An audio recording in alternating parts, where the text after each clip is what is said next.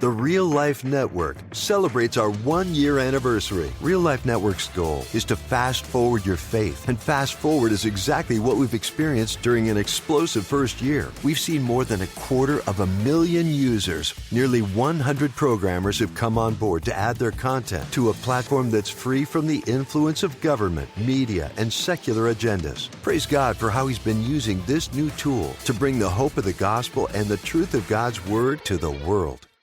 Welcome to today's podcast, sponsored by Hillsdale College. All things Hillsdale at hillsdale.edu. I encourage you to take advantage of the many free online courses there. And, of course, to listen to the Hillsdale Dialogues, all of them at hugh4hillsdale.com, or just Google Apple, iTunes, and Hillsdale.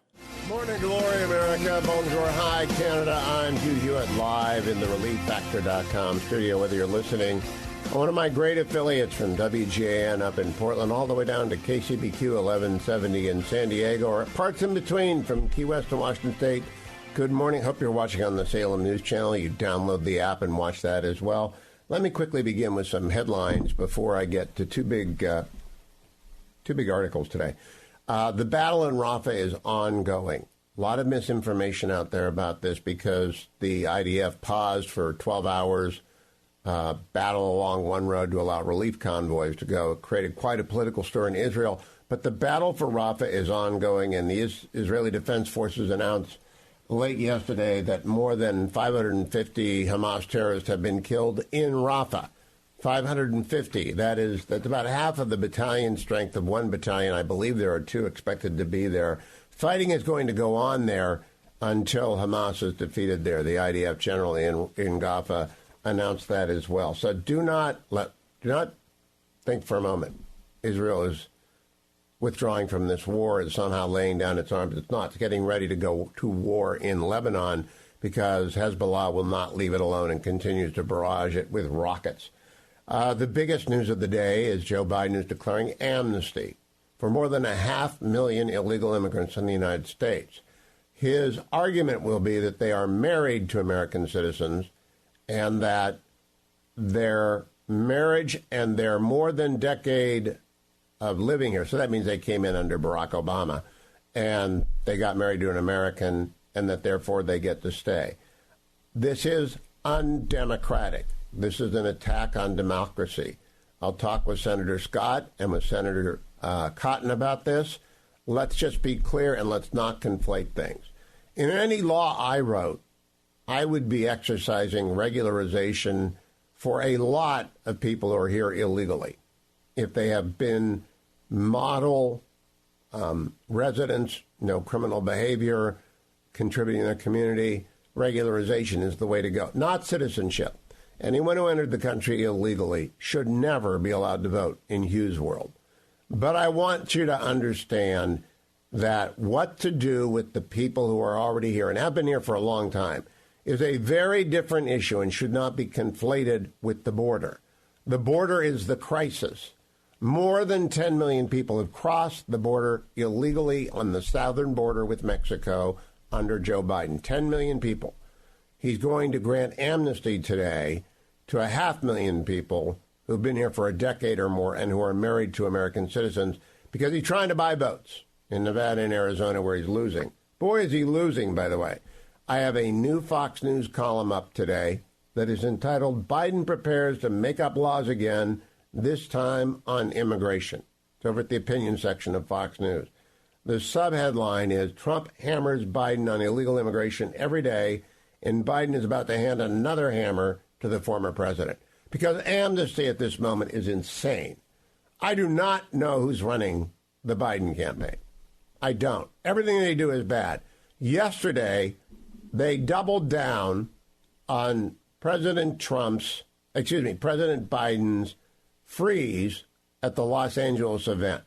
I'd like to play the full clip again, Harley, if we could. I believe it's in our clip count this is it. This is the full unedited clip.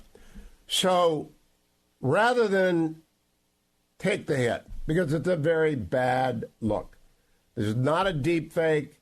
It's not a cheap fake. There is no such thing as a cheap fake. That's just a term for videos they don't want you to watch. It's the real thing. You can tell because if you listen to the musical score, it's unbroken. It's the real thing. Now, let's play it again so people can hear the musical score. Start from the top. All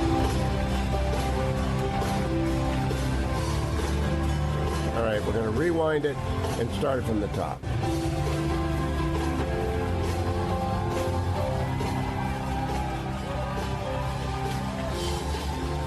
There is no break. There is no fake. That's the president. But my point is, I talked about his infirmity yesterday and how that came on top of the Juneteenth freeze. That came on top of the G7 wanderings over to talk to the one parachutist while all the other six. It was the G6.5 and how the six were trying constantly to shield the president. And I talked about Saturday night's freeze. And I've got lots of emails on people speculating about what this all means. I don't want to do that. I'm not a doctor.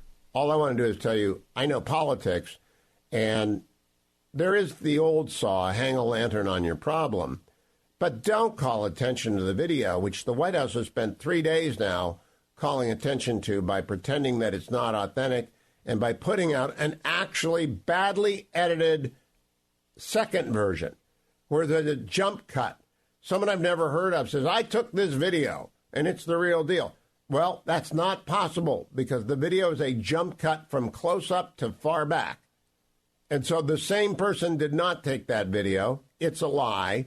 The White House and the president and his political team are trying to cover up the fact that he is infirm. It will not work. It is a disaster. Meanwhile, the polling numbers that came out of Des Moines yesterday, Joe Biden's losing Iowa to Donald Trump by 50% to 32%. 50% to 32%. That's the Des Moines Register poll. It's a platinum poll. Everybody respects it.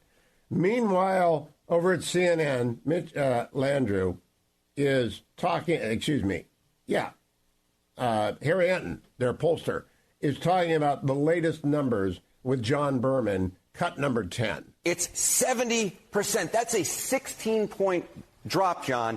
And more than that, it's not just that Joe Biden is losing ground, it's that Donald Trump is gaining ground. You go from 7%, single digits at this point in 2020, to now 21%.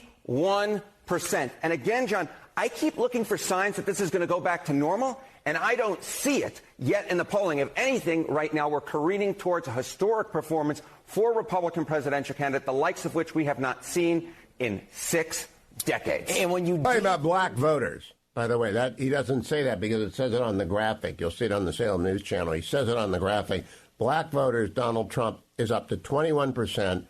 Joe Biden's down to 70%. That's an extraordinary crisis. Mitch Landrieu, who's part of the president's campaign, came on Biden's campaign and said this, cut number 11. Well, first of all, it's going to be a very close election. Every one of them is. Secondly, there's no universe in which Donald Trump is going to get 21% of the black vote. That's never going to happen. All right. The Nile's a river in Egypt. And the former president, is making enormous inroads with black voters. And let them whistle past their political graveyard. They're going to. Second big article I got to call your attention to. Ambassador Robert C. O'Brien has often been my guest on this program. And he was former President Trump's national security advisor from 2019 to the last day of the administration in 2021. Very, very good at it. And before that, he had been the presidential special envoy on hostage affairs, the SPIHA. That's where he got to know Donald Trump because he kept bringing people back from the United States, from places abroad, without paying for them, without giving Iran trillions of dollars or billions of dollars in relief. Ambassador O'Brien is a very, very good lawyer, very good international consultant, very good skill set for being the national security advisor because he had been the managing partner of Aaron Fox. That was the penultimate law firm I practiced with Robert, and then we joined Larson LLP, and then I retired, and he went off to become the SPIHA and then the national security advisor, and I did media entirely. But Robert's among my closest friends, full disclosure. And I had no idea. He didn't tell me this.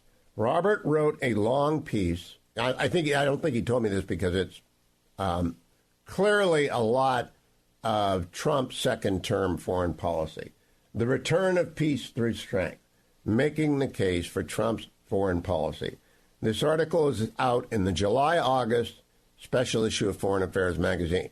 Foreign Affairs is for the eggheads of the world, the national security establishment, the international readership. Very expensive magazine. very Tony circulation, read by prime ministers and foreign ministers and presidents and dictators around the world. They all look there, and there usually is a seminal piece.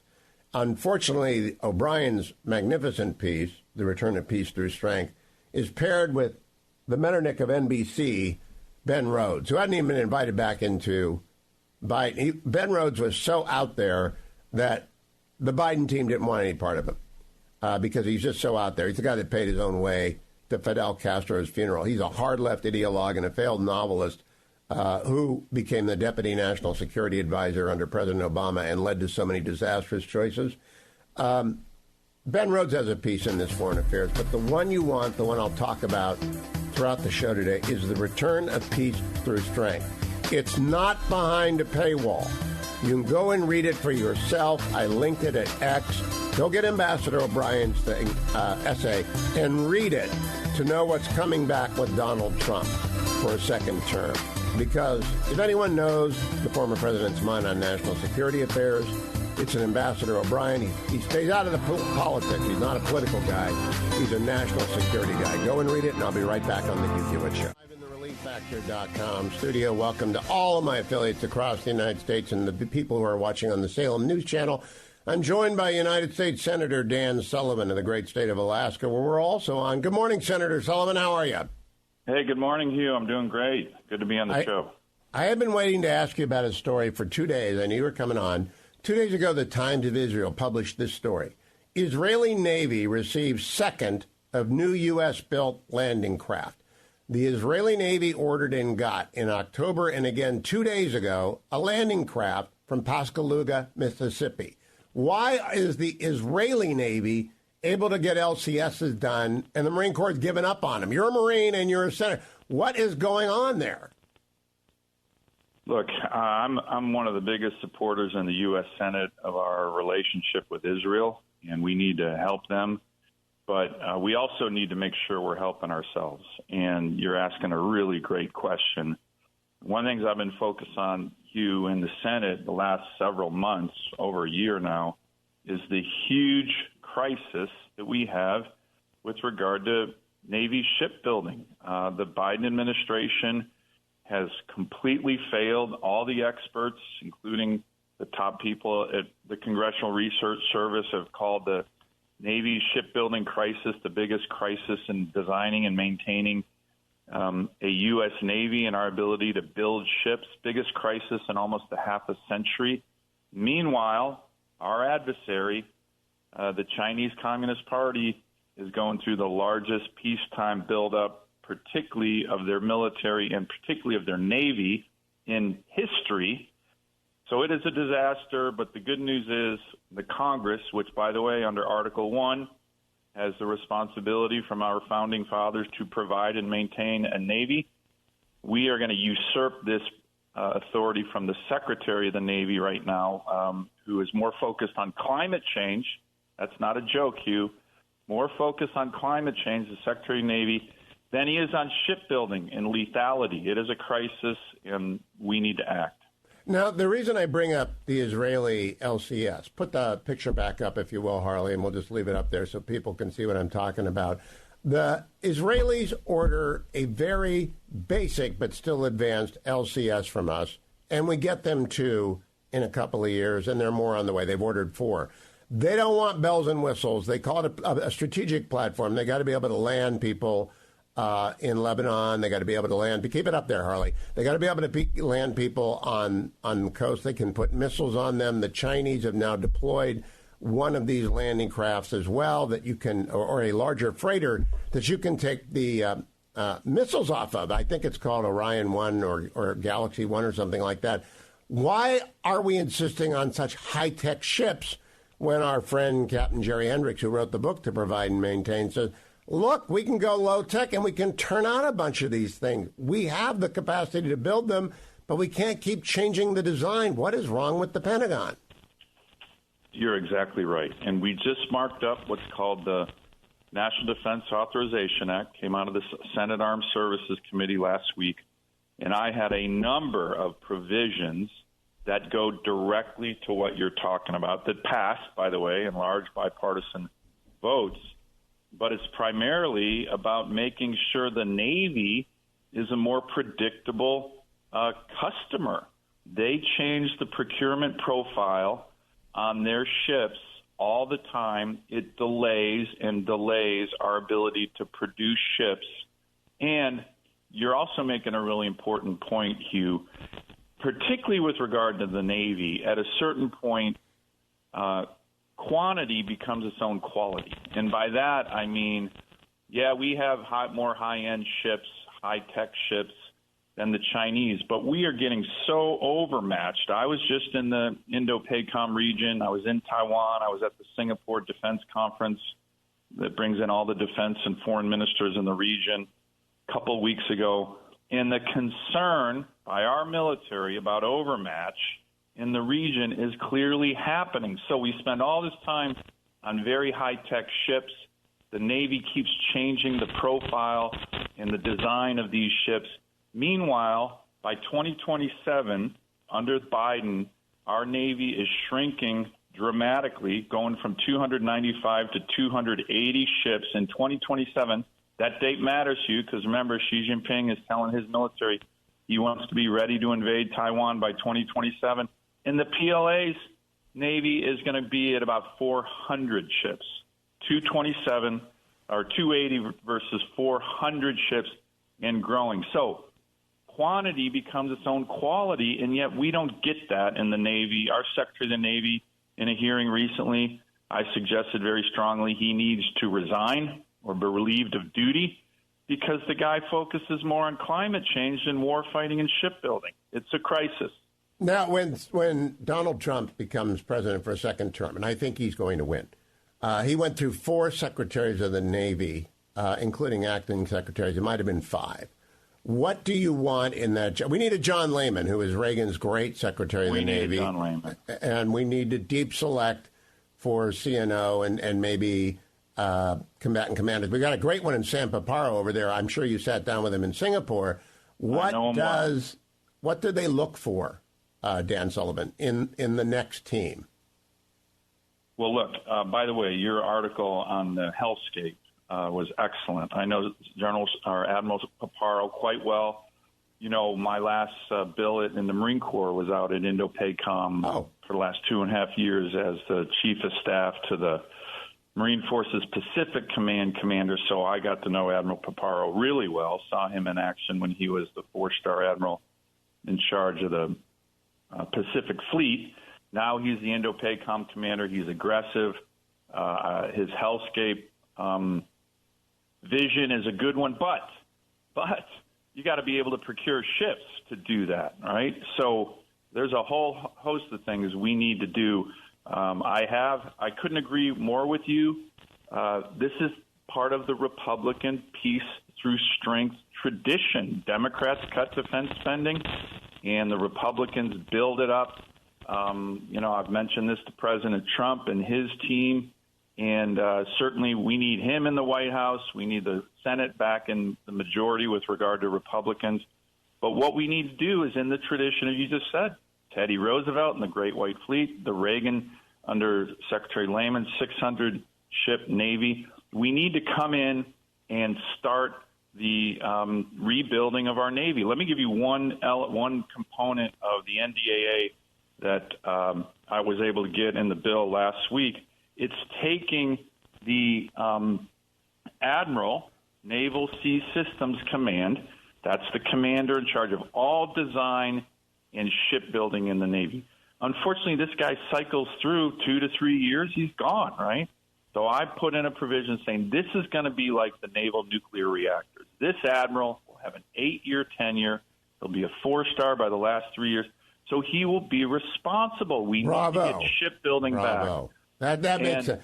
The SHIPS Act, also put forward by Captain Hendricks, makes sense. I got to switch subjects on you, Senator, to a political one for a moment. I think the most important need for Donald Trump in a running mate is someone with some military experience, because there are 16 million veterans, million people in uniform. President Trump went from 61% of the veteran vote to 54% of the veteran vote between 2016 and 2020. The three people on his list, or rumored to be on the list, are Pompeo, Senator Cotton, Senator Vance. How important is it for President Trump to select a veteran for his running mate?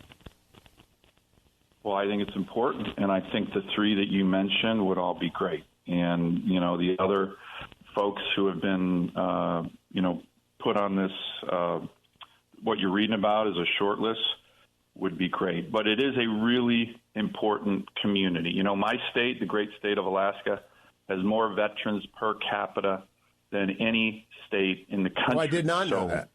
Yeah. But I know Pennsylvania's got 700,000 veterans. Virginia and Michigan have 500,000 each. There are a lot of veterans in the swing states. There are a lot of veterans in the swing states, and here's the thing about our veteran population. A, we need to take care of them, right? The benefits that they have earned, they earned them. Everybody forgets that, right? They earned them. But B, they're a very engaged voting bloc. What do I mean by that? These are young men and women who have deployed all over the world, right? Whether in Iraq, Afghanistan, or, older veterans who were deployed in Germany and Korea during the Cold War. They understand the importance of a strong military, and they're that strong voice. So I think it would be great having a veteran as the number two. And but look, we got to rebuild our Navy, Hugh, and that's something else that the President Trump and his team, with the strong support of Congress, are going to do next year. And we need a Secretary of Defense, a Secretary of the Navy, and I love your 8-year tenure for the head of shipbuilding. I love that, Senator Dan Sullivan. Thank you for joining me. Always great to catch up with a Marine and a Browns fan. A good Tuesday to you, Senator Sullivan. Stay tuned, America. Welcome back, America. I'm Hugh Hewitt. I am looking at my list because I'm joined by Senator Rick Scott of Florida. Good morning, Senator. How are you?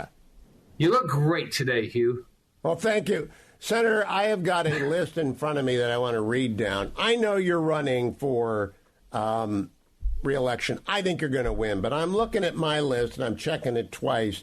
It looks like the great year. You held what you needed to hold last time around. We've got Kerry Lake in Arizona, Bernie Moreno in Ohio, Dave McCormick in Pennsylvania, Larry Hogan in Maryland, Mike Rogers in Michigan, Tim Shee in Montana, Captain Sam Brown in Nevada, Jim Justice in West Virginia, and Hung Kao in Virginia. 10 possible pickups. What do you think the Republicans will do?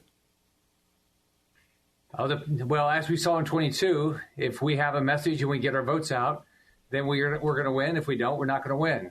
So we've got to have a message of what we stand for, what we're going to get done. But we have great candidates. You're right. We could win 10 races, but we've got to get our vote out. As you saw in 22, we didn't get our vote out. So it's state by state. Well, you got torpedoed midships, you being the Republicans, by the Dobbs decision and low turnout. How do we change? There won't be a Dobbs decision again. I think that's now baked in.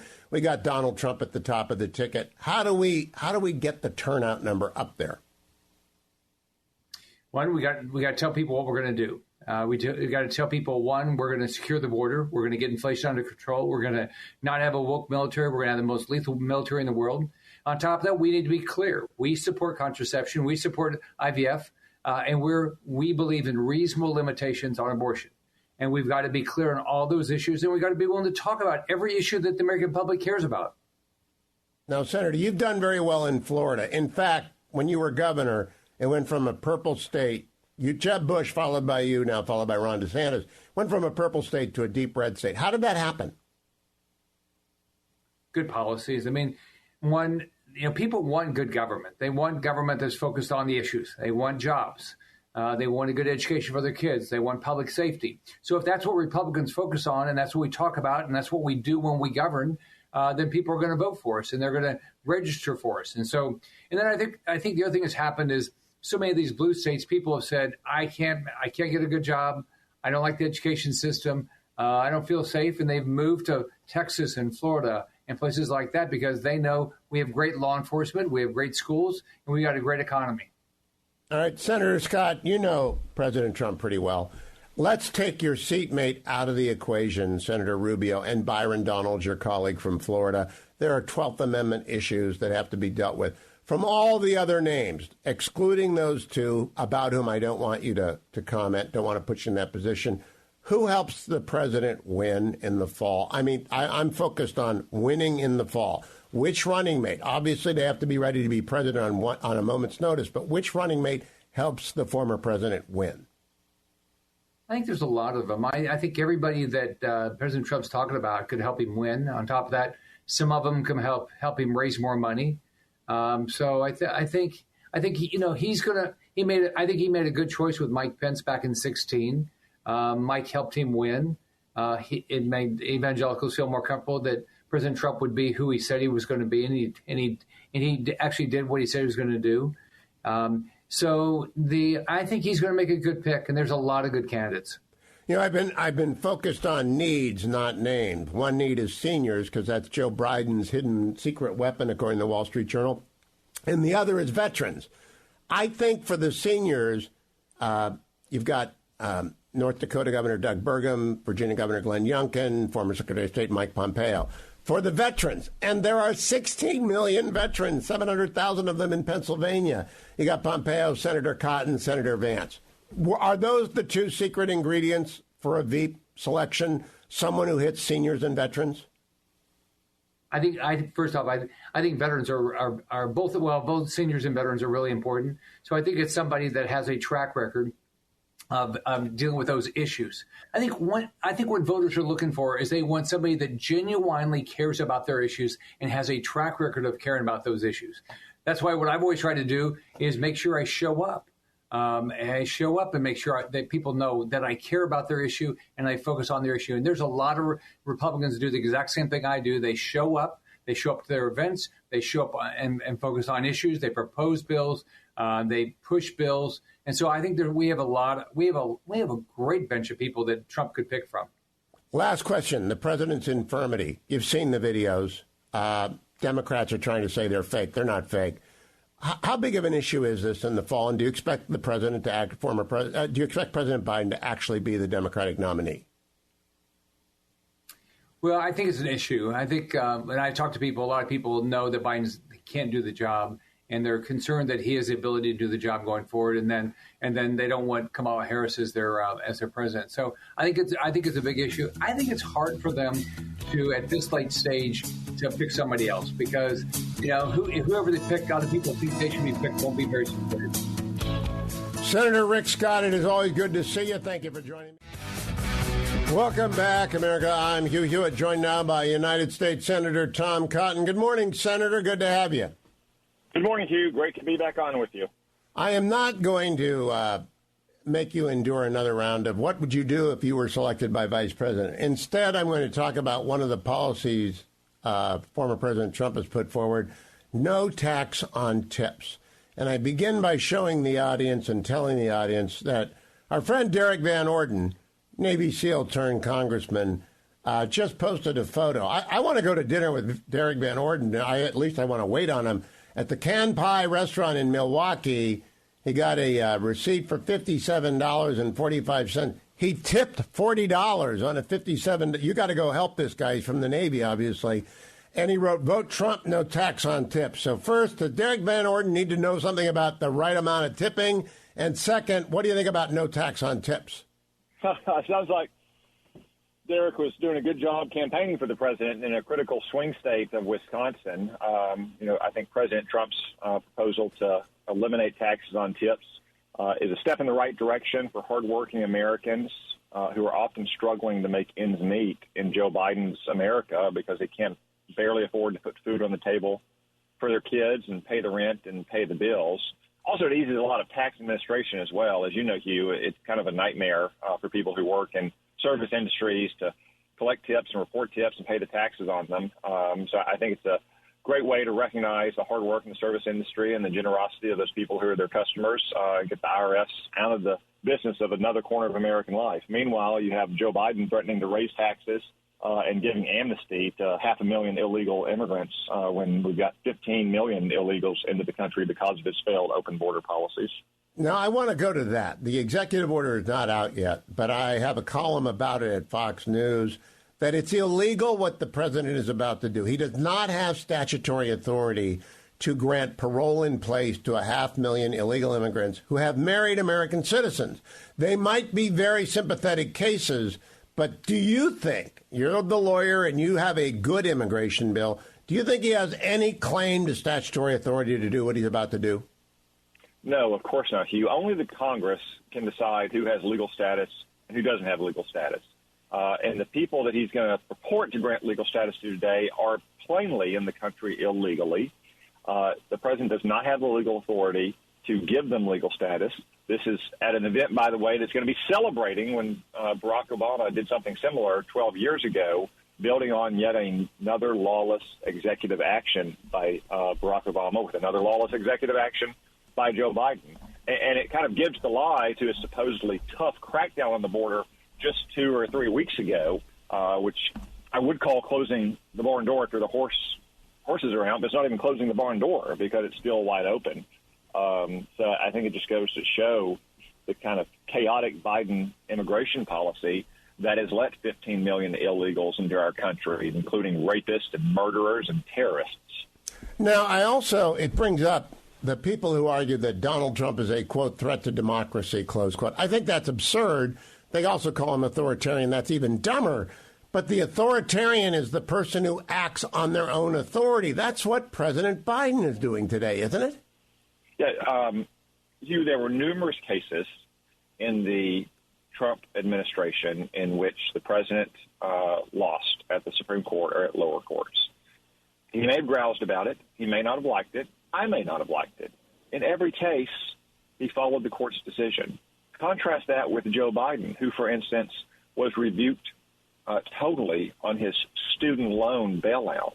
And what did he do? He didn't just condemn the court, but he immediately started promising how they were going to get around it. And they've yet again tried to bail out student loans to the tune of tens of millions of dollars. And you see this pattern repeating itself over and over again with Joe Biden, is that he simply disregards court rulings he doesn't like in contrast to Donald Trump.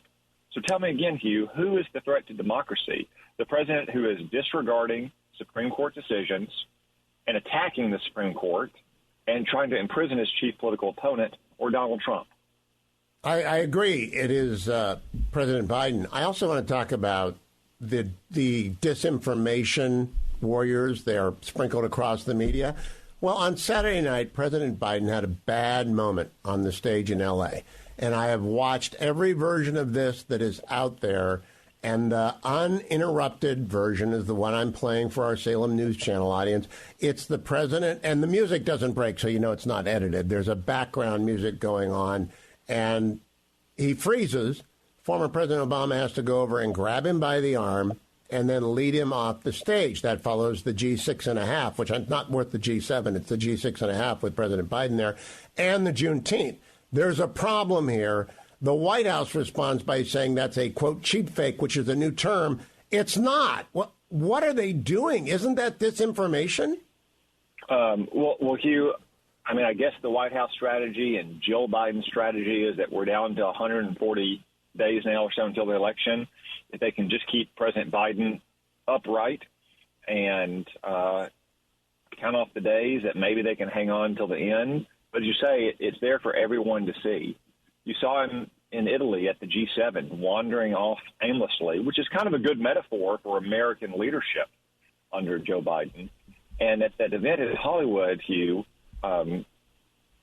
there's one person who obviously thought Joe Biden needed help and was confused and didn't know where to go, and that was Barack Obama, because he turned around and took Joe Biden by the arm and escorted him off stage. That's very well put. I think it's a good metaphor. I haven't heard a good that. metaphor for the Democratic Party. There was one person who instantly knew he needed help. I hadn't heard that before.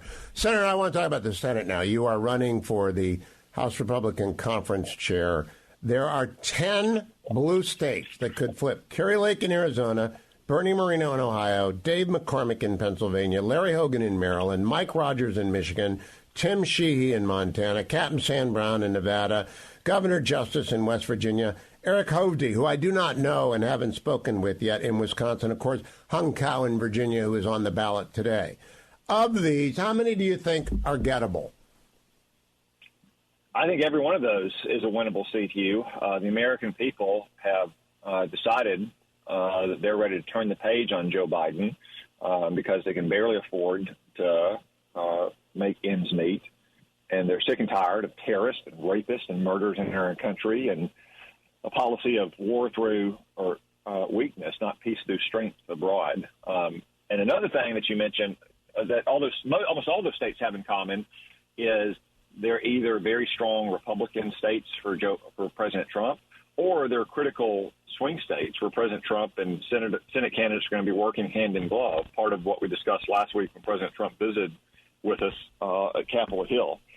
So in every case, I think you see Republicans on the front foot, on the offensive, whereas Democrats are on the back foot and are scratching and clawing to hang on to what little power they have by their fingernails or what little path they have to winning in those states, or Joe Biden has to get in 270 votes. So I want to stress to your audience that 51 seats is what we need to get the majority and put Chuck Schumer out of work as the Senate leader.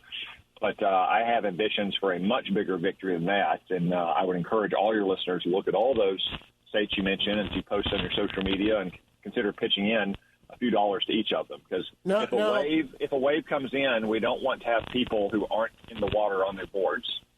Oh, that's true. There could be a wave, and people are afraid of it because we had red thunderstorms, not a red wave in 2022 after Dobbs.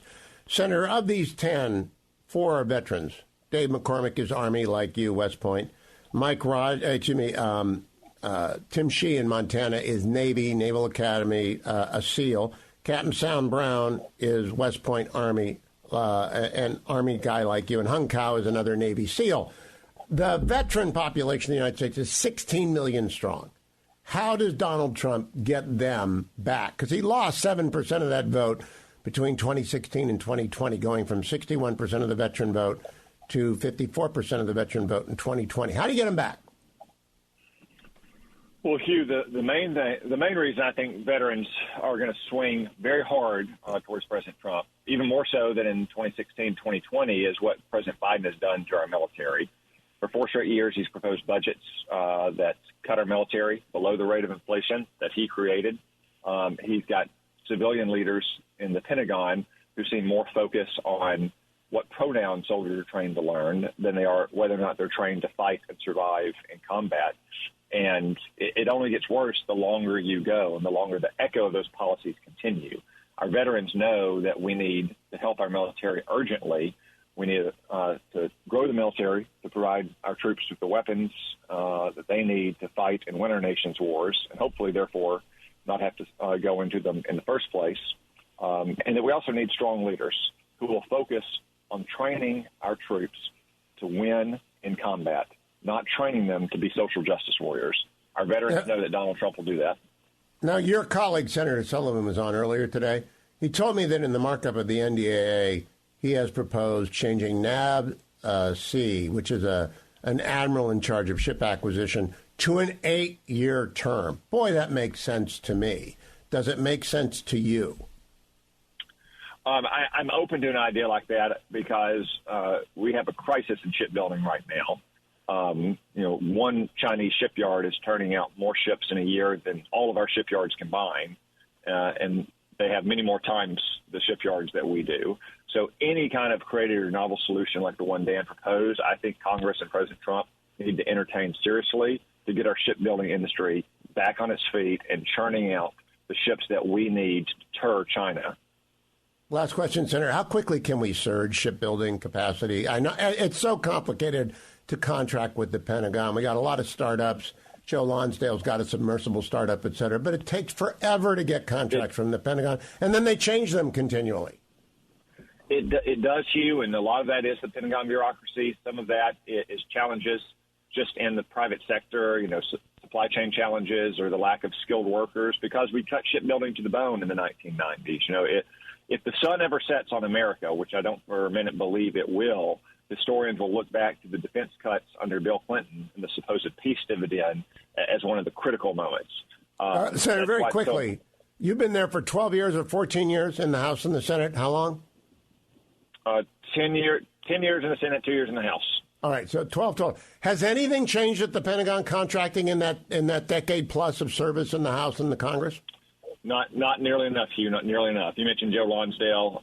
He's a great innovator, as is Alex Karp at Palantir and Palmer Luckey at Anduril. We need more innovative thinkers like that breaking into the defense industry, pushing the legacy contractors, who are still very important, but we need a more diverse defense industry. Senator Cotton, always good to talk to you. Thank you, Senator. Welcome back, America. Vic Mattis, weekend editor of the Washington Free Beacon, joined me. Vic, do you know that that's your new theme song, Carolina in the Pines? No, I had no idea, but I'm sure Mary Catherine's going to love it. Well, do you know why it is? It's because... No, please do. Go on, can you guess? Well, a little bird told me that you might have thought this was a song by Michael McDonald. Well, that's not, you see, I have no producers because they clued you in. Your Weekend Free Beacon had a memoir by Michael McDonald reviewed by Christopher Scalia. And Professor Scalia, I am a great fan of, and I'm looking forward to his new book, 11 Conservative Novels You Must Read. So I was reading his review of Michael Murphy's memoir, and I was unaware that Michael Murphy had a memoir, and so I thought, did I back up Michael Murphy playing Carolina in the Pines? And the answer was no, because Carolina in the Pines is actually by did I back up Michael McDonald? But the answer was no, Michael Martin Murphy did this. Now, do you know who Michael Martin Murphy is? No, I have to confess I do not know who Michael Martin Murphy is. Were you aware of who Michael McDonald was when you had Professor Scalia write the review? Oh, yes, absolutely. Very familiar with him through the Doobie Brothers and popular culture. Yes. Yacht Rock. I was told now he's not the captain of Yacht Rock. He's actually the admiral of Yacht Rock. I was correct. Oh, no, he's not. Christopher Cross flies the blue pennant. Not that. Have you ever read the Aubrey Maturin novels, Vic? Oh, you mean like Master? No, it's not Master and Commander. No. That's the first one. No, I have not. Oh, I recommend them highly for you, but I've got something much more important to talk about. First of all, two great podcasts, Getting Hammered, you and Mary Catherine Ham, two great ones, fabulous ones, full of substantive, important discussions. But I want to talk about your teenage boy getting his driver's license. Now, oh, yeah. I had 3 kids. I taught them 3 of them to drive, girl, boy, boy. Both of the boys had their requisite 3 accidents, none of them life-endangering or injury. One of them managed to drive an old BMW between a wall and a tree, thinking it would fit because it was his first day driving, destroying his sister's old BMW. But are you prepared for the 3 phone calls of accidents? I've thought about it in between. My wife does a lot of praying when my son leaves the house now because he's out on his own. But I don't know if I'm prepared, just the way I was not prepared for my insurance rate to go skyrocket through the roof. We will come back to that in a moment. I want to acquaint you with this video clip. People watching on Salem News Channel will recommend it. I'll tell them what it is afterwards. But let's see if Vic can recognize this clip, which is just absolutely maybe the greatest teenage driving clip ever.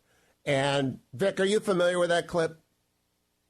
Oh, absolutely. It's from one of the greatest movies of all time, Ferris Bueller's Day Off. Yes, and it is the clip of the dad's car going backwards through the garage. Now, my question is, have you talked with your son about candidly coming to you when he's had a mishap, in a parking lot, or maybe he might have been chasing the Burger King, as I won't say who did once, and run into a post and leave all sorts of dents on the car? Have you talked with him about candor about mishaps? No, I actually haven't, and I was kind of curious. It's funny because he went out on the road last night to visit a friend, and my wife was like, "When should he come back?" And I said, "This is unprecedented. This has never happened before." And so I just waited for my wife to come up with a time, and it was about 10:30, and he came back, and everything was fine. But in between that time, I thought, if something were to happen, what would he say to me? And I have no idea what that would be like. Well, I'm telling you right now, you've got to prepare the dad talk. because when I came back with a brand new Dodge Dart Sport, 3 days old, crushed, and it was crushed because I was stopped at a light and got hit by a 1966 Ford station wagon, which is sort of like a tank.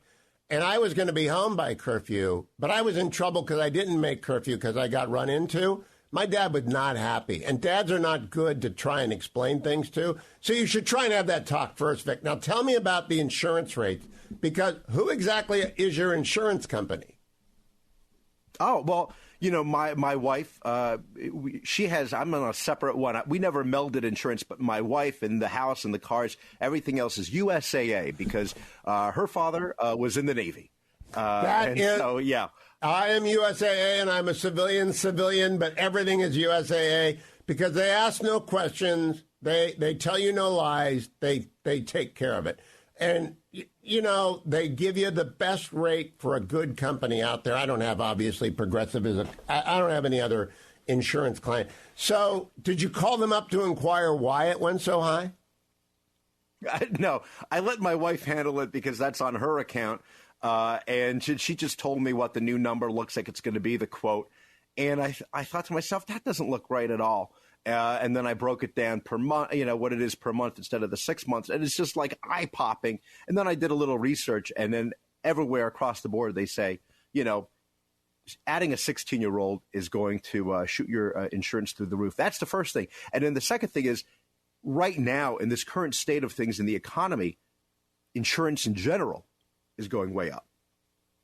And by the way, although we who have gone through this trial of fire of having 3 teenagers on your insurance, it is legitimate. It's actually math. This is based on the science of teenagers and cars, right? You're not objecting to the underlying science. No, I've seen the stats, especially boys. It's teen boys, and I think maybe the second highest number of accidents are the elderly, which does not include you yet. I'm just going to say, but yeah, well, I believe me, it does. If my children are being listened to, they say they don't want me to drive anywhere. Now, Vic, let me talk about what when I said trust the science, I was sneaking in a reference to your discussion of Dr. Fauci. I was one who fell for Fauci. I am a confessed Fauci. I was defrauded by Fauci and Francis Collins. I interviewed them both 3 or 4 times, and you can see in the transcripts the steady decline of my trust in them. Did you ever believe Fauci? Yeah, I mean, from the beginning, I didn't know much about him. I knew he had been with various administrations going back to the Reagan administration. And so obviously he's a smart guy. He went to Holy Cross. He's very affable. And the president, obviously President Trump, supported him. And then other people I knew, extended family, were telling me that there are a lot of concerns they had with some of the decisions he was making. And this is before I got a sense of the hubris. And I remember asking, well, what's wrong with this guy? And why do you have these reservations? And they started to explain. They were ahead of the curve. And I'm talking about my in-laws, actually. They were like, look out for this guy. They didn't like what he was up to. And sure enough, things got progressively worse policy. So there's a very famous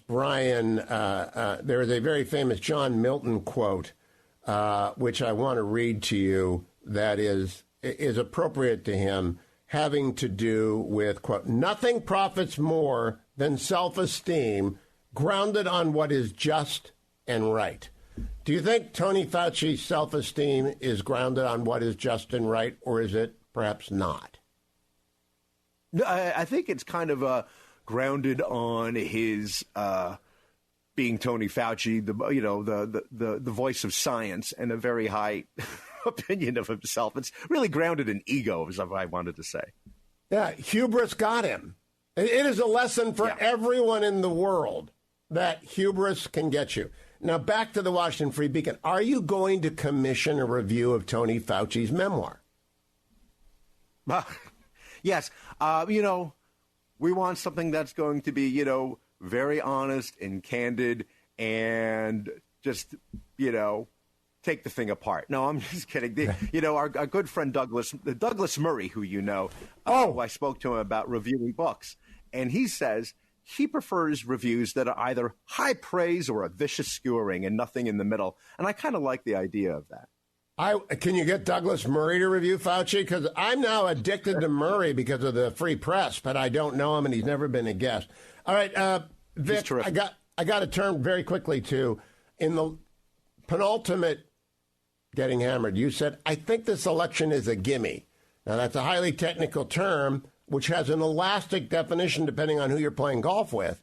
My question is, what kind of a gimme are you talking about? Are you talking about the Rory gimme? That wasn't a gimme. If we have a video of the Rory gimme, we could play it now so that the audience can see the Rory two gimmies, because Rory McIlroy putted like Hugh Hewitt this weekend and did it not once but twice. By the way, he put out a great post last night. Just manned up, sucked it up, took responsibility. Is it a Rory McIlroy gimme or is it a 3-inch gimme? Well, I think what I was thinking was, if the Republicans play this right and all they do is show ads about what happened in the last 3.5 years, images, the burning of the American flag, the encampments, the protests, Afghanistan, it all starts to pile up, and all they have to say is, have you had enough? Then that's like a 3-inch gimme, I think. Would you play the cheap fake, which is the real video that the White House doesn't like, so they're calling it a cheap fake of the president? What do you make of that, by the way? That's my last question. The White House doubling down on what is obviously a real video by pretending with a jump cut edition is the real video. Yeah.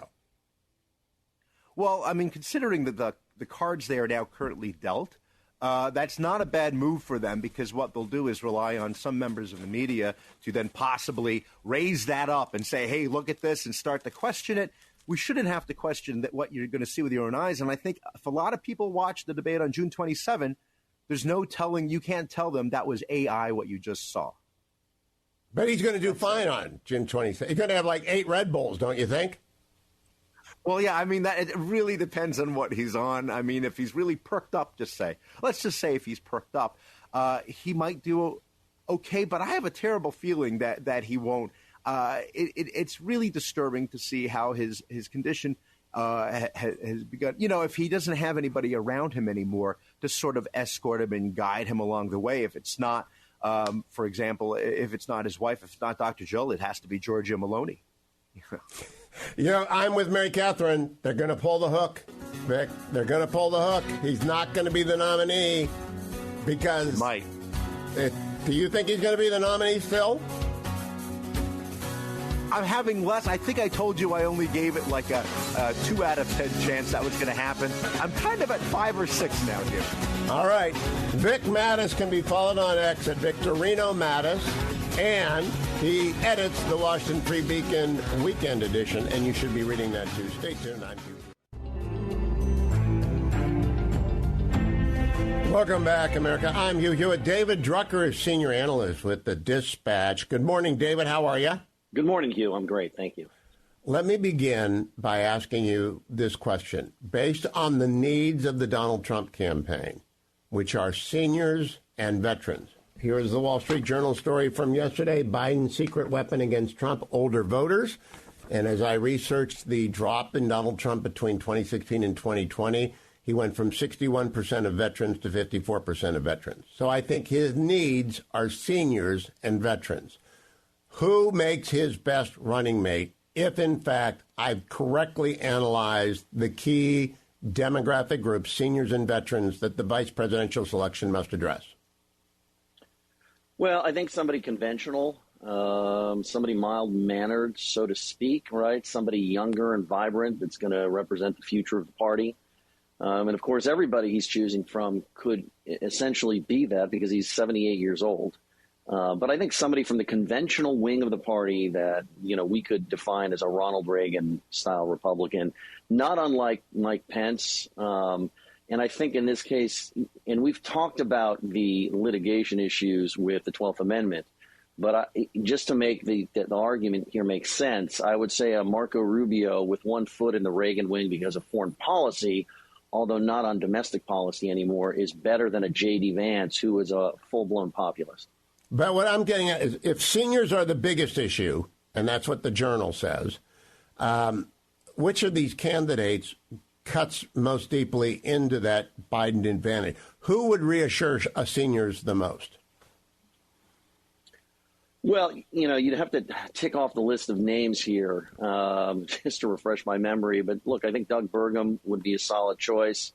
Tom Cotton, although, according to our sources, he's not among the top 3 to 5, wouldn't necessarily be a bad choice.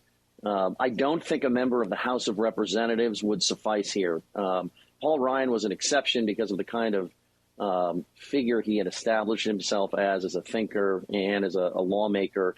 House members often do not read to voters as experienced enough to take over. And given Trump's age and given, some of the fatigue there with these segments of voters you're talking about, I think, we're looking at a senator or a governor. Now, if you were a senior, kind of where I would keep it. I was asked this by Trey Gowdy, and I said, seniors, that would be Doug Burgum, Glenn Youngkin, or Mike Pompeo. And Pompeo's back in the hunt, from what I understand. But if you're after veterans, only 3 on the list are themselves veterans. Pompeo, West Point Army, Cotton, Army, Rangers, Ranger Tab, 101st Airborne, and J.D. Vance Marines. Do you think veterans care about a veteran being on the ticket? It hasn't proven to be the case over the years, right? I mean, veterans have gone with the candidate that they feel best represents their values, and it hasn't really been that material to them whether somebody has served in combat. Look, it certainly is helpful, and I think Mike Pompeo here, of the names you mentioned, probably might be a very strong candidate, given he was Secretary of State, Director of the CIA, has established himself as a national figure with executive experience, dealing with some very big issues and recently. But I don't think it frustrates sometimes people because they'll wonder why a candidate who seems hostile to military action or to the military can do so well with veterans. So I don't think that necessarily helps. I think it just depends on how this person carries themselves and what they bring to the table. Last question, David. The president had a bad week. Not only did he have the Juneteenth freeze, the G6.5 messes, but then Saturday night he had a freeze in front of the LA audience. The White House doubled down, and they had their campaign people out there with videos that they said, oh, that's not true, that's a cheap fake, and they actually did a terrible jump cut. What did you make of their decision to double down on that video? I mean, it just called attention to it. Well, listen, I'm going to answer this way, Hugh. I mean, some of the claims of the videos, I think, don't hold up to scrutiny when it comes to the reporting. The problem is it's very believable to people, right? People think that this is something that likely happened to Joe Biden or could have happened to Joe Biden. And so they're pushing a boulder uphill when it comes to perception. And that's when a politician has a challenge, when it's not just a matter of presenting the facts. It's a matter of overcoming the perception that the facts could, in fact, be true, even if they're not true this time. And that's just something, as we've talked about, Joe Biden's going to have to deal with, because the best case scenario for him is to keep getting older, right? I mean, he can't wind back the clock. And that's just something we all have to deal with in life. You bet. David Drucker, follow him on X at David M. Drucker. You're looking good today, David, outside. I love that look. Thank you, my friend. I'll talk to you again next week. Come right back. I'm joined now by Admiral Stab. Good morning, Admiral. How are you? Doing great. How's it going, Hugh? I am great, but I got one big question for you. One huge, it's driving me crazy since Tuesday. The Israeli Navy took delivery of an LCS from Pascagoula, Mississippi. It's their second in 10 months. Why can't we do that? Why can't we turn out ships that quickly? Obviously, they're being built in Mississippi and going to Israel. Why aren't they coming into our fleet? Oh, I'm with you entirely. And, you think back to World War II when the U.S. industrial base cranked out literally 2 or 3 warships a day. Think about that for a minute. At that point, we had 350 aircraft carriers in the Navy. We had 6,000 ships. So we can do this. We've just lost the will to do it, and we need to get it back. Now, Senator Sullivan from Alaska was just before you. One of the things he's tucked into the new Defense Authorization Act is a changing the head of Sea Systems, which he says is acquisition for the Navy, to an 8-year post. What do you think of that? Yeah. 2 thumbs up. This is taking a page from the nuclear Navy playbook. So with Hyman Rickover, of course, we had somebody in there, we discussed him last time, who was there, I think, a long time, decades. That's probably too long. But the nuclear Navy, because of that longevity from Rickover, adopted this idea of an 8-year term for the head of the nuclear Navy. And that has served them very well. And you think about the complexity of taking a nuclear reactor, shrinking it down in size, putting it in a metal tube and sending it to the bottom of the sea. You better have somebody there running that program who is ready to go the distance. So NAVC, which is what Senator Sullivan is talking about. And by the way, he puts out a lot of great ideas. His idea of an 8-year term for the head of Navy shipbuilding called NAVC makes a heck of a lot of sense. And we know it because we've been doing it with the very successful nuclear Navy. Let's use that to upgun our not so successful conventional shipbuilding programs. Now, Admiral, I got 2 big questions for you. The first one is our budget. The second one has to do with China and the Philippines. First, on our budget.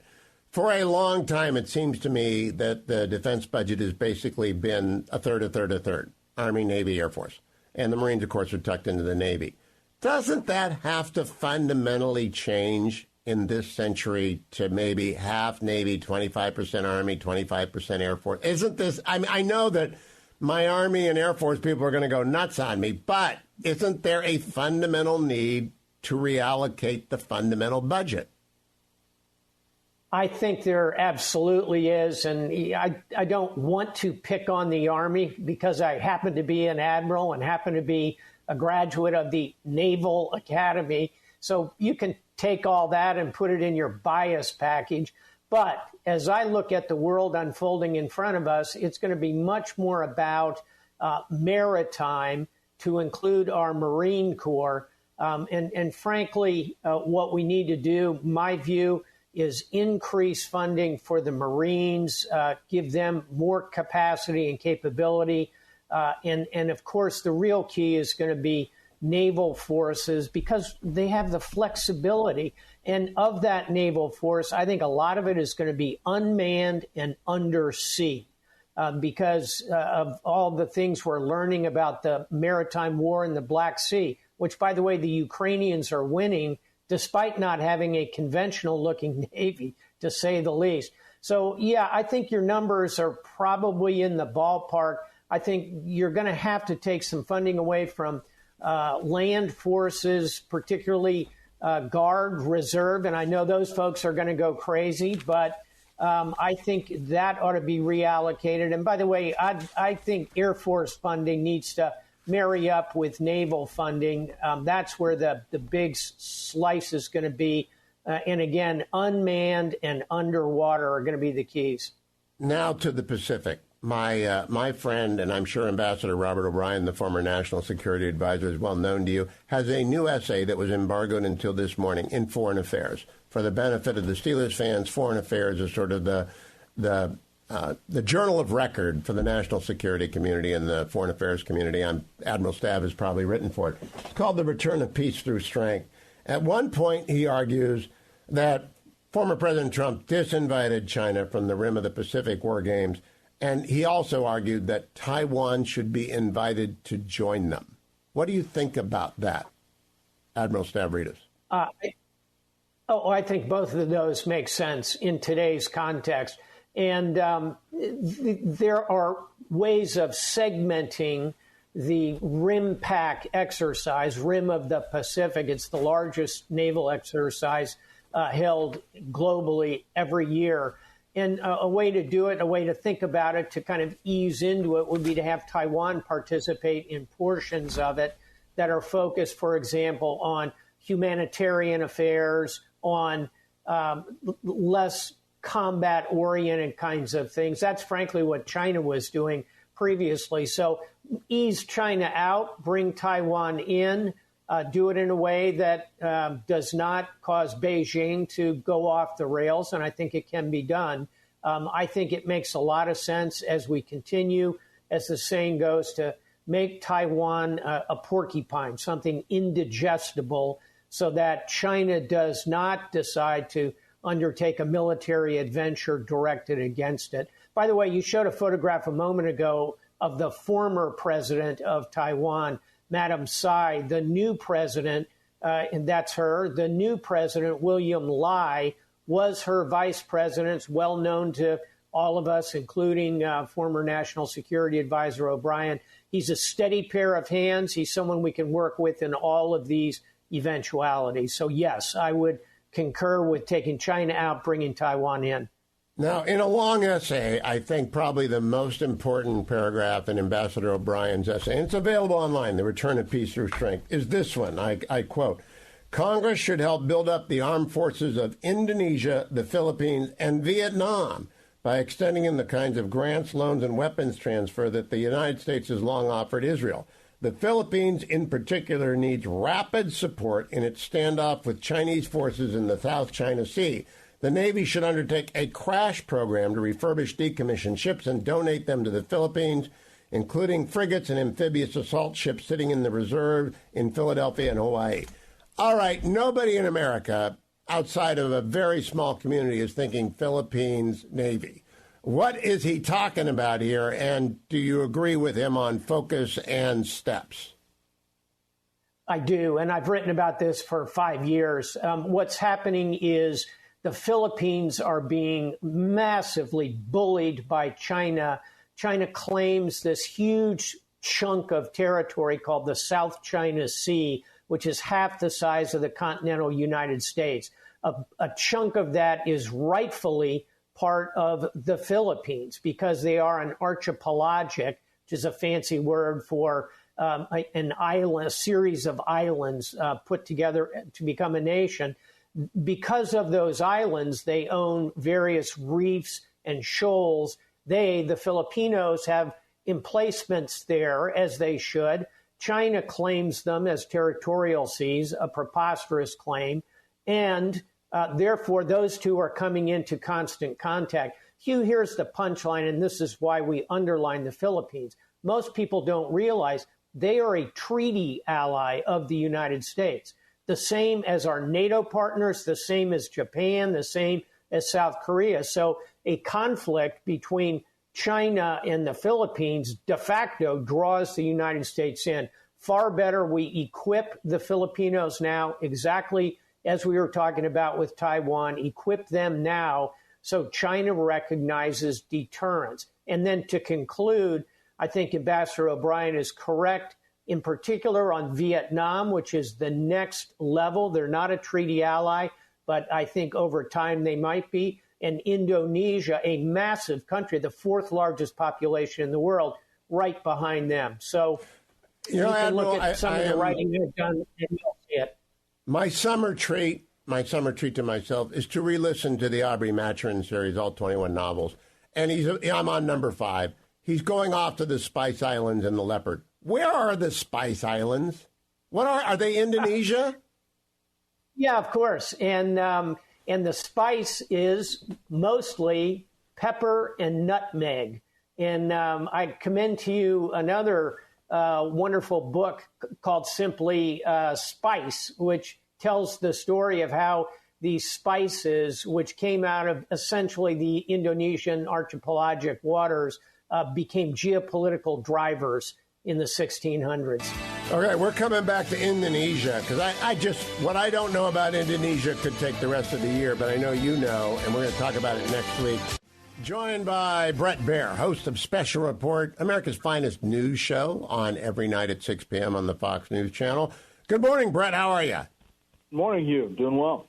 I'm going to do vice presidential sweepstakes with you in a moment, but only after I talk about the U.S. Open. Brett, for the benefit of our new affiliates in Key West and other places, is a golf nut and a very good golfer. And I know you were watching the U.S. Open because I was following your Twitter feed. I could not get it. I was going nuts because I could not get it on my Roku.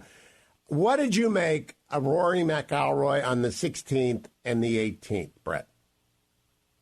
I just thought it was sad. You know, he hadn't missed a putt 5 feet or in, and then he had those 2 putts coming in, and he bogeyed 3 out of the last 4 holes. So you're never going to be able to win like that. I just think after a 10-year drought, he is such a good player. It's tough to see, but, Bryson DeChambeau, he won that tournament. He dug it out, and that last shot in the sand was really one of the best you're going to see. Now, this is, in my era, you used to pull for someone. I was always an Arnie fan, and then Nicklaus because he was from Ohio.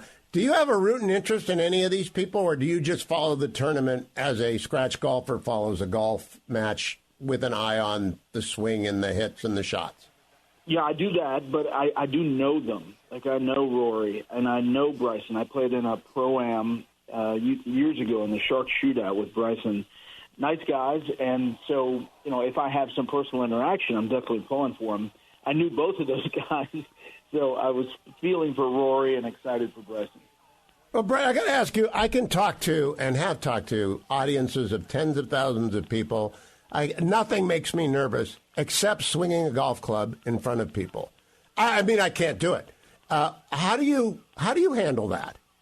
Yeah, listen, it's a different skill. I speak to roughly 3 million viewers a night.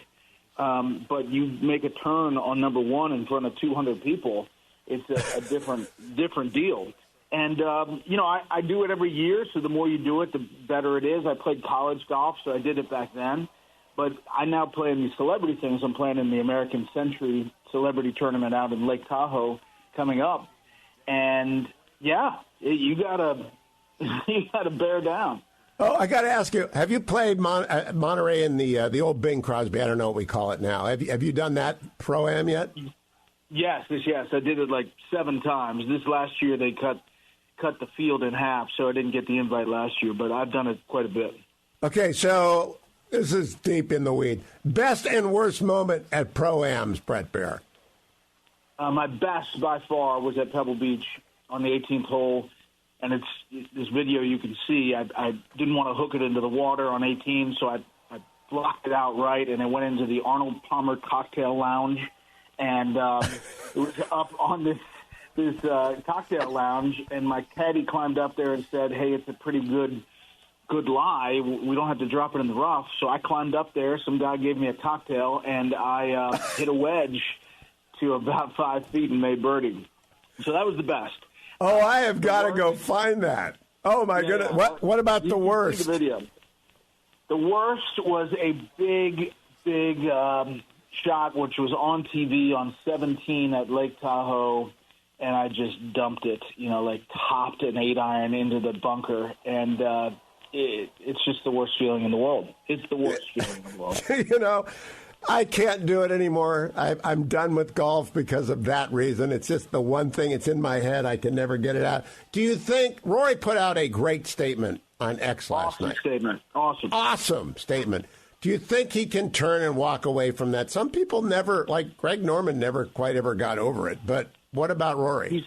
He's so good. He hits it so long that, I would just love for him to bounce back and win the Open overseas at Troon. I think he's so good he can bounce back. But that was devastating, and it was sad to see him leave the course, right afterwards.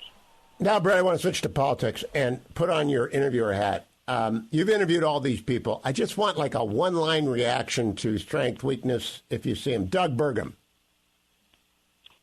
Businessman, strong, energy, very savvy.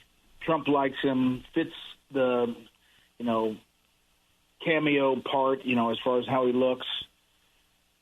Tom Cotton. Experienced, military, steady, really good on television, and foreign policy savvy. Dr. Ben Carson. Steady, long relationship with Trump, calm, and has been in the cabinet before. I do not know Byron Donalds, and I've never interviewed him. Have you? I have interviewed him. He's really good on TV. He's young. I think he's probably fallen a little bit low on the list.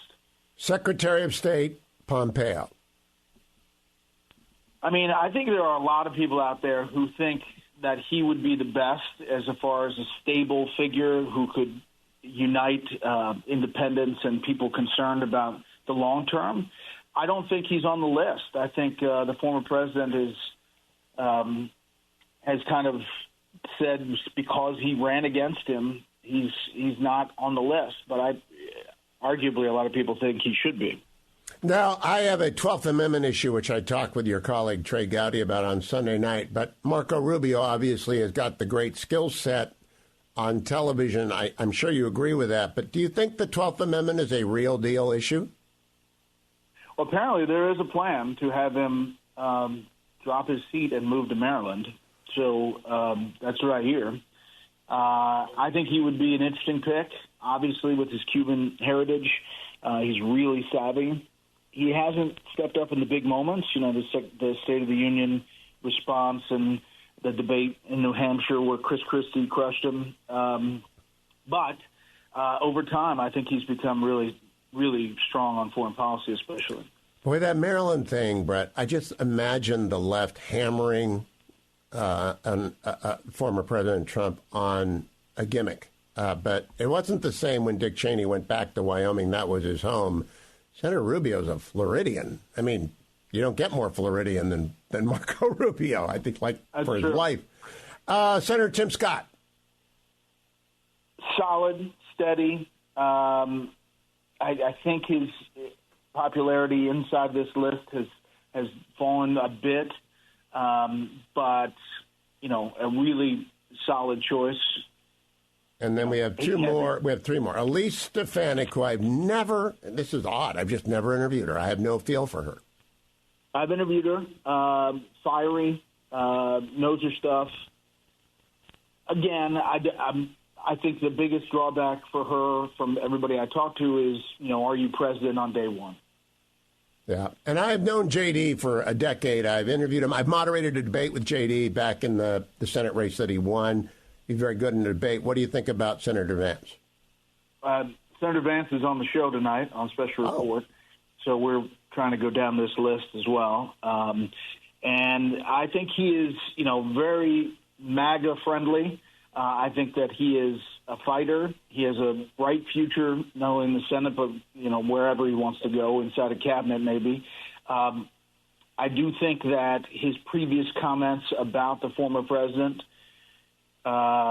would be problematic, at least for some short time. And then the sleeper who's back on the list. I've heard Pompeo from people around the former president is back on the list, but I also know that so is Glenn Youngkin, the Virginia governor. There's voting today in Virginia. I'm hoping Derek Anderson gets over the line in the 7th, and Hung Kao will be nominated. What do you think about Governor Youngkin? I think he is a strong pick. I think that before the state legislature loss, where Republicans lost control there, his prospects were really big, even for running for president back then. I don't think he could have beaten even former President Trump. But I do think the fact that the former president has mentioned his name publicly as somebody who would be good is a good sign for him. We will be tuning in to watch J.D. Vance tonight. Senator Vance also has the great benefit of being from the Ohio State University. Did you ever play the Buckeyes when you were golfing in college, Brett Baer? I didn't. I went up to Ohio State. I was Division II at DePaul, so they were in the big leagues. But I played their courses. It's a great place. I hope that you did well in Columbus. Thank you, Brett. Good to talk to you. Have a great interview with Senator Vance tonight at 6 p.m. across the country. Brett Baer. Thank you, Brett. There's a communist plot to take over America. The new documentary, Beneath Sheep's Clothing, exposes the dark truth. Marxism-Leninism ideology is being pumped into the soft heads of American students. America's schools have been turned into Marxist-Maoist re-education centers. Here's the thing about communism. When it comes knocking at your door, it doesn't say, "Hi, I'm here to impoverish, enslave, and murder you." It says, "I'm here to liberate you from oppression." You take over the colleges of education, then you take over all the teachers, then you take over all the students, and thus you get the future. Beneath Sheep's Clothing reveals the communist infiltration of America's education system, churches, and media. Will a political revolution be next? Or will we the people wake up and reclaim our freedoms? Destroy the opposing country through unconventional methods take America without firing a shot. Watch the trailer for Beneath Sheep's Clothing at salemnow.com. Go to salemnow.com. That's salemnow.com. Welcome back, America. I'm Hugh Hewitt in the ReliefFactor.com studio, standing by for my colleague on the Salem News Channel, Eric McTaxis. Eric has a very provocative and fun new book out, Religionless Christianity, God's Answer to Evil. And I got some fun stuff to talk with him about, because one of his chapters, Are We Approaching the End of Time? We're always approaching the end of time. You just don't know when it's going to be. And I was going to discuss with him I'm an evangelical Roman Catholic Presbyterian, so I speak both evangelical and Roman Catholic. And I was going to bring up to him Matthew 24:36, where Jesus says to his disciples, "But of that day and hour no one knows, not even the angels of heaven, but my Father only." So my Catholic point of view is, lots of people like Hal Lindsey for the last 50 years have been talking about end of time. I never do that, because I got the word. Word says we do not know, nor will we know. But I was also going to talk with him and indulge fly my Catholic flag a little bit, because on page 112, and if Eric calls in, let me know, he writes, "Equally shocking have been developments in the Roman Catholic Church under the seemingly intentionally confusing leadership of its Marxist-leading pontiff." That's not objectionable. That's true. Many evangelicals have deep doctrinal differences with their Catholic brethren, but have always known them to be the staunchest advocates of the unborn and of a Christian sexual ethic. That's true. But under increasingly liberal Catholic leadership, these things have changed. That is not true. To wit, I, Eric, recently beheld on a New York City Park Avenue a very prominent Catholic church displaying a rainbow banner on a rotating electronic billboard. The banner said, quote, "We welcome our LGBTQ brothers and sisters," close quote. I would expect to see this on a left-leaning Lutheran or United Methodist church, but in front of a Catholic church, question mark? And I was going to point out to Eric, of course our LGBTQ brothers and sisters are welcome in the Catholic communion.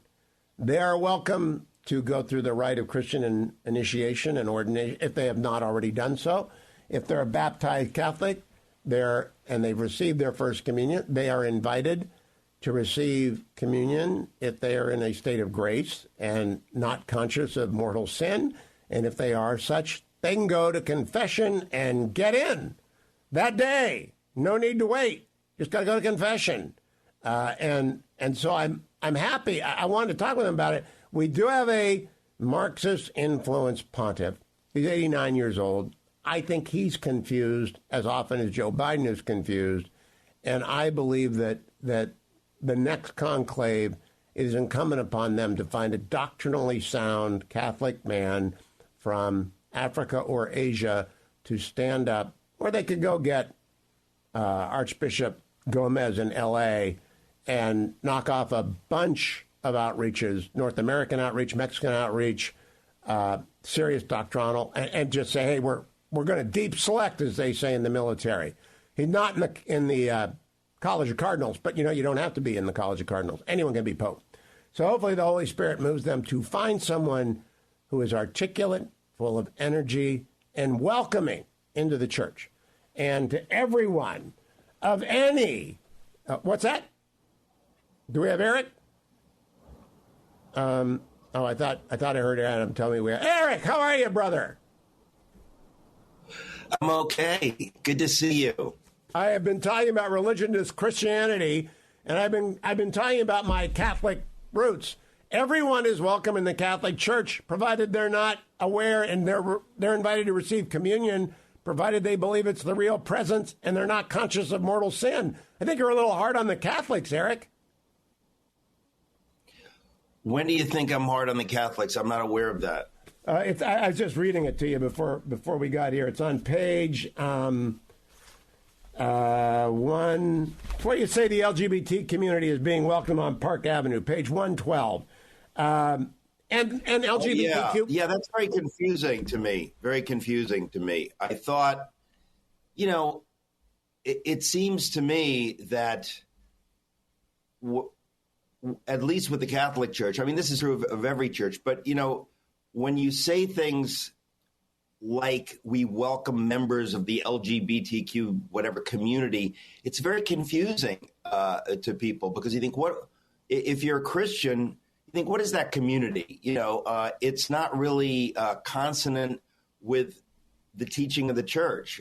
So it sends a very confusing message. Everyone is welcome, but you're not welcome to bring your sin into the church. You're supposed to come in to be cleansed of your sin, to repent of your sin. And so that was tremendously confusing message that was being put out there. And it's being put out by many churches. But when it's put out by the Catholic Church, in some ways it's the most confusing, because he thought for sure they're clear on, what is right and wrong, what is sinful. And the church is clear. Any intimacy outside of a married man and woman is considered mortal sin. And you cannot receive communion in the Catholic Church if you're conscious of mortal sin. You have to go to confession and confess it. Eric, stick around. Let's talk after the break, and I'll put it on the podcast. It's a fabulous book, Religionless Christianity. It has a lot good in it, but I like to spark it up a little bit with Eric, because I'm Catholic and he's evangelical. So we will after the break, and we'll put it on today's podcast. Thank you, Harley. Thank you, Adam. Thank you, everyone out there. I'll be right back with Eric for the podcast today. Don't go anywhere.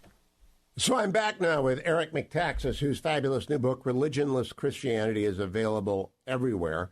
And I lost my picture. Is Eric still with us?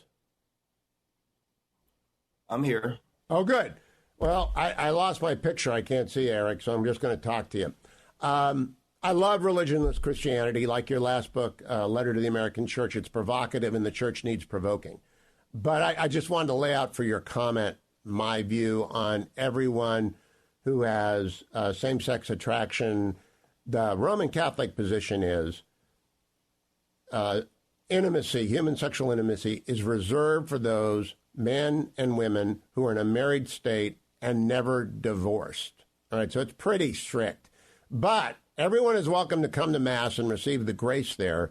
And you're welcome to go in, the lights on, to confession, confess sins, and then receive communion. I just wanted people not, I'd never talk about, for example, you were raised Greek Orthodox. I would never opine on Greek Orthodox stuff, because I don't know a thing about what's going on up there.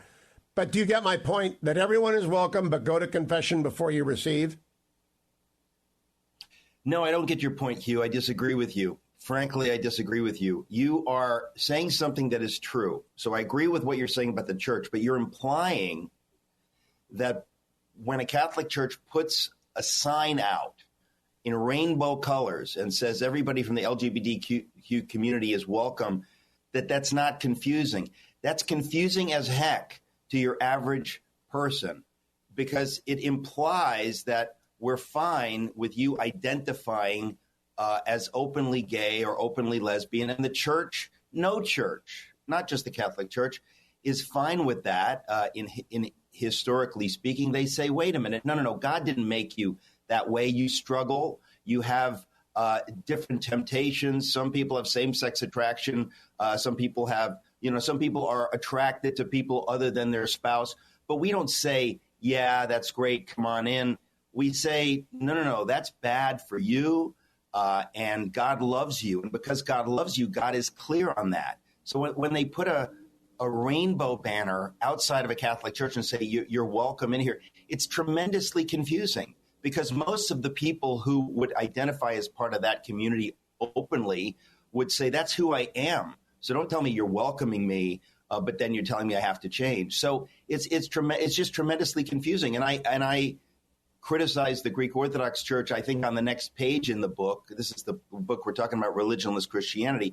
It's the same kind of confusing message. You have to at least be clear, because of course you welcome everyone. I mean, that's the point. You welcome everyone, but by putting a banner like that out there, you're just confusing people. Yeah, Eric, this is a deep theological issue. When Jesus moved with Mary Magdalene, he didn't tell her to keep being a prostitute, but he certainly welcomed her into his fold. And that is, I think, the Christian reaches to welcome and then instruct on good doctrine. and you're not going to hear the doctrine if you're not in the church. So we disagree on the flag, but let me move to the more important theological question, because this is throughout the book.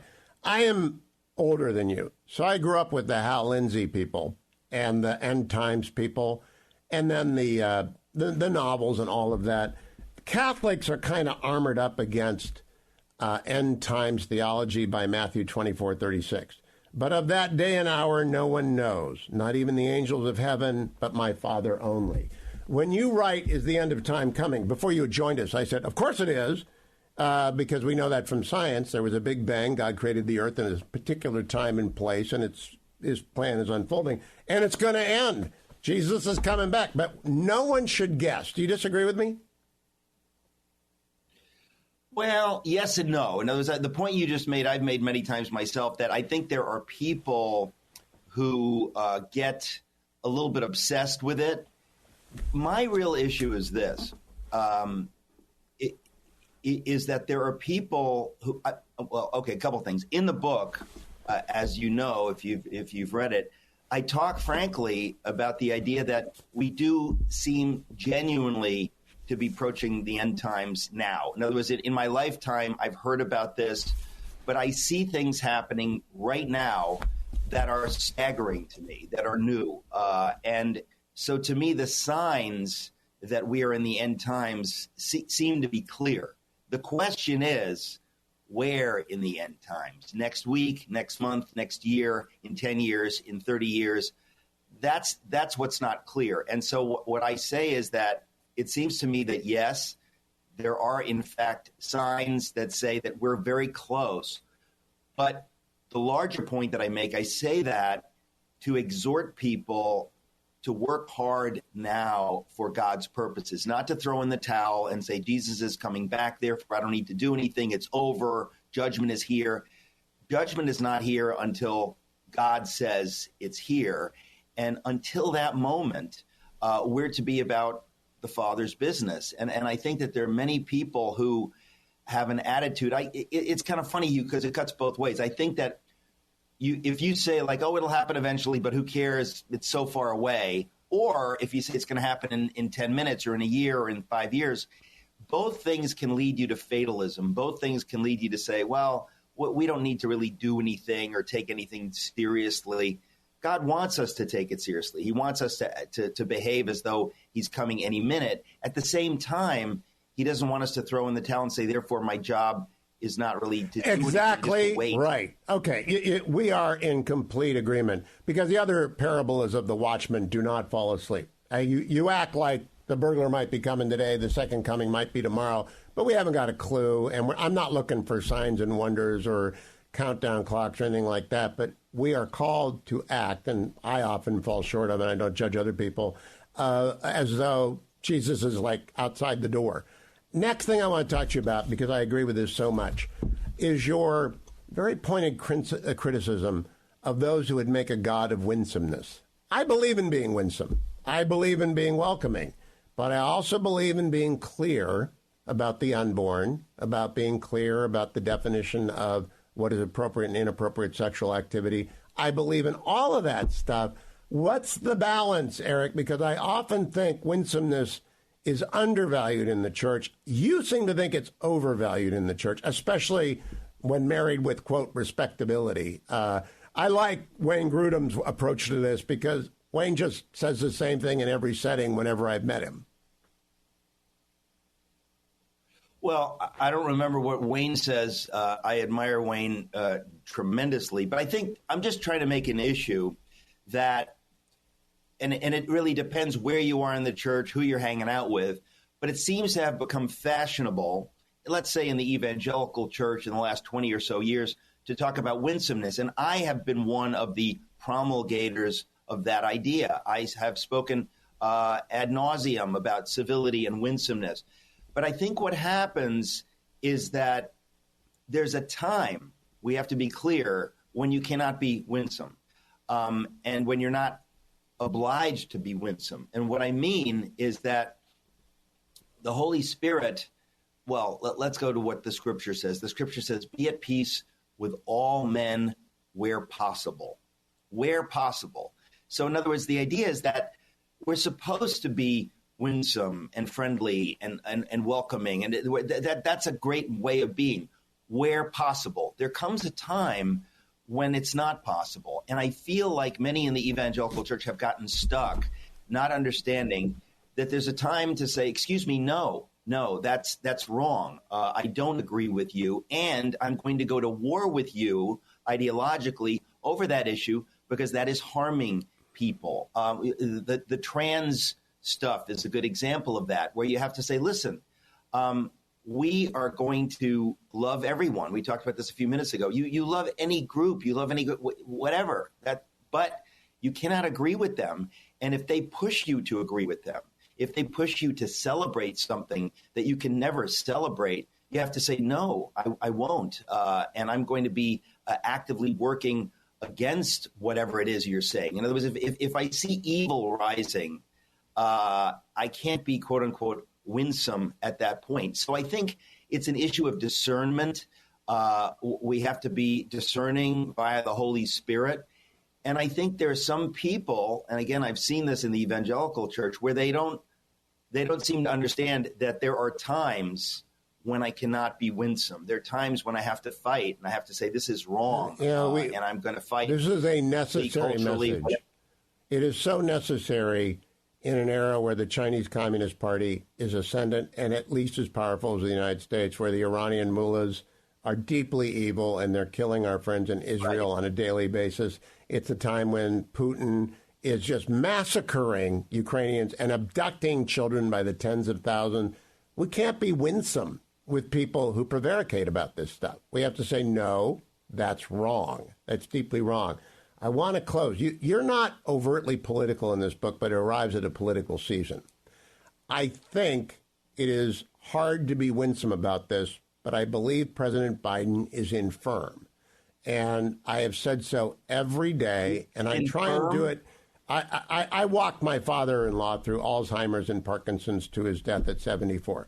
My father lived to 80. My other parents died in their 70s. I don't really know what it's like to care for a very older parent. How does a Christian adopt, in your view, the language of discussing President Biden's infirmity in an appropriately winsome but nevertheless straightforward way? Hugh, I'm way past this. I don't care if he is infirm or firm. I think he is a force for evil. I think his administration, quote unquote, has been astonishingly corrupt and evil. And even the idea that we're all worried that he's infirm, does anybody think that he has been acting as the president? I think that he has had a bunch of handlers around him since day one. That is unconstitutional. He ought not to be pretending to be the president if he's not actually functioning as the president. So suddenly now he looks infirm and people say, oh, well, we've got to do something. Why didn't we do something 2 years ago? Why didn't we do something 3 years ago? I honestly think that, when we get to politics, in this book, part of the case that I'm making is that this idea that we ought to be bipartisan and winsome is preposterous if the Democratic Party has drifted into cultural Marxism. I mean, if Tip O'Neill is the head of the Democratic Party, that's a different story. But we're not in 1985 anymore. We don't have Jimmy Carter as the standard bearer. We don't even have Bill Clinton as the standard bearer. The Democratic Party has drifted into unbelievably dark waters. And if you are any kind of a Christian, you need to know it's your job to stand against this. And if it means holding your nose and voting for Trump, you better vote for Trump. Because if Joe Biden or whoever is running the White House, the executive branch, and at this point most of the other branches, gets in, it's the end of freedom in America. The level of corruption and lying, I've never seen anything like it in my life. It's why I'm being, some would say, histrionic. I'm not. I'm being dramatic because I really believe this is where we are. And to pretend that it's 1985 or 1995 at this point is scandalous. It's irresponsible. And so the idea of that suddenly we're worried about Joe Biden staggering around, I mean, evil is being done by this administration. So whether the standard bearer or whether the guy who's supposed to be president is firm or infirm, I don't believe he was pulling the levers to begin with. So the whole thing is kind of a gaslighting, crazy thing. I'm just evil is being done. Evil is being done. The most obvious example is Israel, because they have been attacked in the most savage way possible, and we are prevaricating. We are holding them back from winning. We have denied them arms explicitly, and we refuse to deal with the reality of the facts on the ground from the evil regime in Tehran. Here's my last question, Eric. There are degrees of evil, and then there's incompetence. Evil is Xi Jinping. I mean, evil. Genocide, Uyghurs. Evil. Destruction of Hong Kong. Jimmy Lai in prison. About to attack Taiwan. Evil is Iran attacking Israel with 300 missiles. Evil is Russia abducting 10,000 children and randomly hitting civilians. We have corrupt, neo-Marxist, feather-headed bozos running the country. Do you think I think we win elections by making sure we distinguish between the people who hold up evil and embrace it and say we're going to kill you all, and those who are just bumblestums running. Joe Biden is no more a Marxist than you or I, but he's not anything right now. I think there are votes to be won by making that distinction. Last word to you. No, Hugh, I would disagree with you. I believe that this administration, for the longest time, I was hoping that they were merely incompetent idiots. They have been working, it seems to me, to at least some large extent, to destroy the America of the founders' vision, to open the borders and to let a nearly infinite number of strangers come into this nation. This is evil. This is doing evil, and you can couch it as you like. They will never admit they're doing evil. You don't think that Hitler admitted to doing evil. You do what you do, and you frame it as you can politically. But this administration has done one thing after the other, which I don't know whether it seems to me clear that Biden is unaware of the details because he's unaware of most things. But whoever is promoting these policies, whether it's the open border or any other thing, is in fact doing evil. I believe that he has been in bed with China. I believe the corruption, it's one thing to say, it's the Chinese who are harvesting organs from political prisoners. It's another thing to do business with the Chinese or to look the other way when it suits you.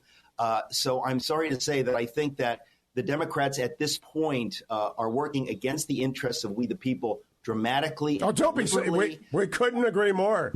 The AOC squad has captured the policy arm of the Democratic Party. I just want to win elections, Eric, and I think it does require, though, an approach to political rhetoric that is not alarmist beyond the alarms that need to be sounded. Let me ask you to close. Is religionless Christianity doing as well as the letter to the American church did? No, religionless Christianity, just came out. It's the sequel to Letter to the American Church. More people are still reading Letter to the American Church, but I hope that when they read that, they'll want more. This is more, and this is the how-to. This is trying to explain to people, when do I, instead of actually living out my Christian faith, when do I actually worship religious idols? When do I do the fake thing where I'm just going to church and kind of going through the motions and thinking I'm being a Christian when in fact I'm just being religious in the negative sense? So religionless Christianity, with that awkward title, it's a Bonhoeffer phrase, which we can talk about another time, but that book is brand new, and I'm grateful to you for having me on to talk about it. Eric, thanks for joining me, and congratulations. You keep turning out impressive and provocative and necessary books. Religionless Christianity is not so hard to remember. It's very sometimes not easy for me to say, but if you say religionless Christianity 7 times, people will remember religionless Christianity, and Eric and I have done that. Thank you, Eric McTaxis. Always good to see you, my friend. Be safe and well in New York, where it is increasingly